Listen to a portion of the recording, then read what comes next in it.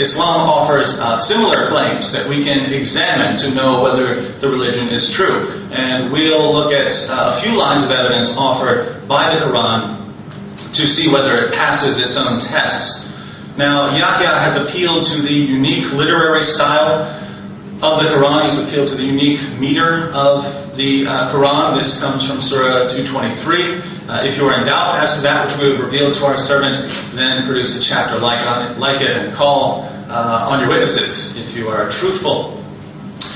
So according to this verse, how do we know? This is similar to the resurrection in Christianity. This is how we know that Islam is true. And apparently, according to Yahya, we know that the Quran is the Word of God because no one can write something as amazing as one of the chapters of the Quran. Now notice, this would be like me saying, if you can't produce something like a symphony of Mozart, you have to admit that that's the inspired music of God. Or if you can't write a play like Shakespeare, or if you can't write a book like Charles Dickens, you have to admit that these books are the inspired Word of God. Well, I'm guessing that none of us in here, or all of us working together, could not write a play like Shakespeare, or a book like Charles Dickens, or a symphony like Mozart. Does that have anything at all to do with whether these works are from God? I'd say it doesn't. I'd say it has absolutely nothing. In fact, if I were to go and find someone who's the greatest expert, the greatest masterful writer of all time in some genre, I wouldn't think that that has anything to do with whether it's from God. I would simply conclude that this person is the best at what he did. So even if I were to examine the Quran and I were to find that I could just never, ever write anything like it, I would think that this has absolutely nothing to do with whether it came from God. So that's one problem with this argument. I don't think it makes much sense.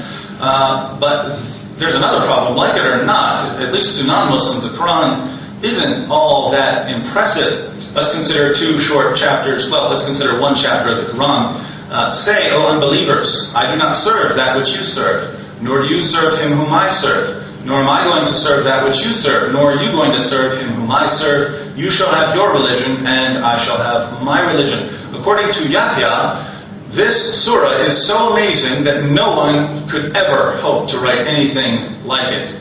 Now, let's be honest, is there anything miraculous here? Is there something so incredibly unique in these words that we just have to bow down when we hear them?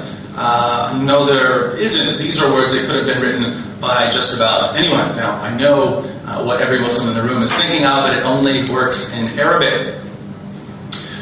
Well, there are several problems with this response. First, what is Surah 109 in English? It's a series of words, one after another, arranged to convey some sort of meaning. What is Surah 109 in Arabic? It's a series of words, one after another, arranged to convey some sort of meaning. And that's the problem with this argument. In order to show that this argument works, you have to show that a human being couldn't possibly put words in this order.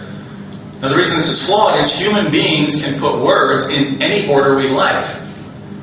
And so to say that words could not have been put in this order by a human being is simply flawed.